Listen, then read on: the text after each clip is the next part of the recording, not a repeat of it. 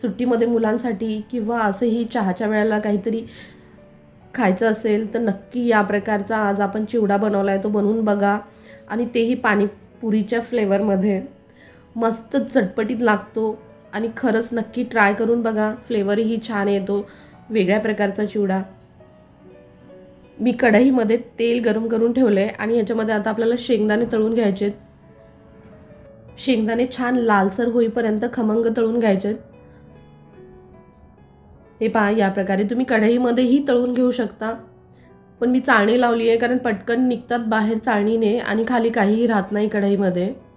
हे पहा, मस्त असे शेंगदाणे आपले तळून झालेले आहेत. आता हे शेंगदाणे काढून घेऊया.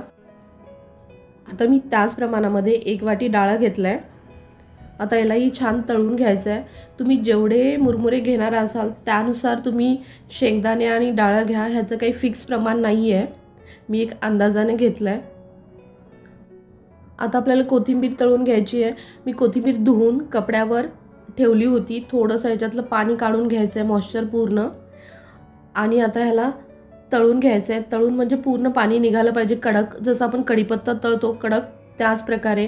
हे पहा, ही थोडीशी जास्त तळल्या गेली आहे, पूर्ण हिरवीगार राहते तळल्यानंतर. आता ह्याच्यातच पुदिना तळून घ्यायचा आहे. पुदिनाही धुवून कपड्यावरती सुकवून घ्या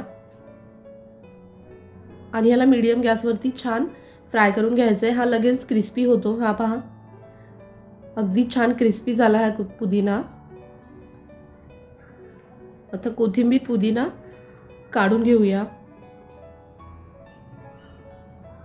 पुदिन्याने छान फ्लेवर येतो. आणि कढीपत्ता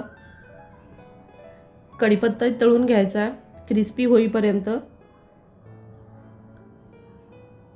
कढीपत्ता लगेचच तळला जातो. आणि याच्यामध्ये मी 7 ते 8 हिरव्या मिरच्या घेतल्या होत्या. हिरव्या मिरच्या थोडेसे जाडसर तुकडे घेतलेत, अजून थोडे बारीक केले तुम्ही तुकडे तर लगेचच तळल्या जातं. हे पहा, आता याला छान फ्राय करून घ्यायचं आहे. पूर्ण लालसर होईपर्यंत फ्राय केलं आहे.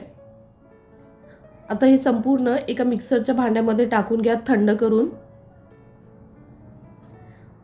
आता कढईमध्ये आपण मुरमुरे भाजून घेऊया. ह्याच्यामध्ये मी तेल वगैरे काही नाही टाकलं आहे, असेच मुरमुरे भाजून घ्यायचे, कारण आधीच आपण शेंगदाणे, डाळ आणि सगळं पुदिना वगैरे तळून घेतलं आहे, त्याच्यामुळे याच्यामध्ये वेगळं काही तेल टाकायची गरज नाही आहे. मीडियम गॅसवरती याला छान भाजून घ्यायचं. हे पहा, थोडेसे लालसर झालेत, खमंग भाजून झालेत. आता मिक्सरच्या भांड्यामध्ये पुदिना, कोथिंबीर, हिरव्या मिरच्या छान वाटण करून घ्यायचं आहे.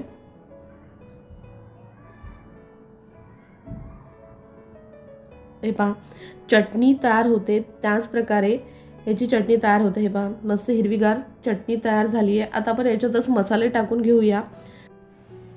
1 चमचा मी जलजिरा पावडर टाकले, जसं आपण ताकामध्ये वगैरे वापरतो तेच जलजिरा पावडर. आणि त्याच्यानंतर 1 चमचा चाट मसाला नसेल तर आमचूर पावडर किंवा पाणीपुरी मसाला वापरला तरीही चालेल. 1 चमचा काळं मीठ आणि चवीनुसार 1 चमचा साधं मीठ. त्यातच आपण कढीपत्ता टाकून घ्यायचा. मी कढीपत्ता आधी नव्हता टाकला. हे पहा, छान चटणीसारखं तयार झाली पेस्ट. आता एक छोट्या कढईमध्ये 1-2 चमचे तेल घेतलं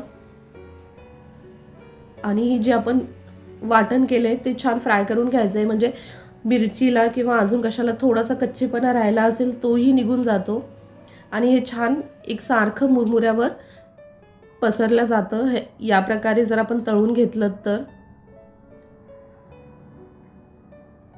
आपण वरतून टाकलं तर मसाले छान मुरमुऱ्याला लागणार नाहीत, म्हणून थोडंसं तेलामध्ये तळून घ्यायचे आणि याच्यामध्ये मिक्स करून घ्यायचे मुरमुऱ्यामध्ये. आता हे गरम आहे, थोडंसं चमच्याने मिक्स करून नंतर हाताने मिक्स करून घ्या. आता याच्यातच आपण शेंगदाणे आणि डाळ टाकून घेऊया. तळलेला थोडासा कढीपत्ता अजून वरतून टाकून घ्या. तुम्हाला अजून काही ॲड करायचं असेल तेही टाकू शकता. मस्त खमंग असा चिवडा तयार झाला आहे. रेसिपी आवडल्यास सबस्क्राईब करायला विसरू नका. थँक्यू.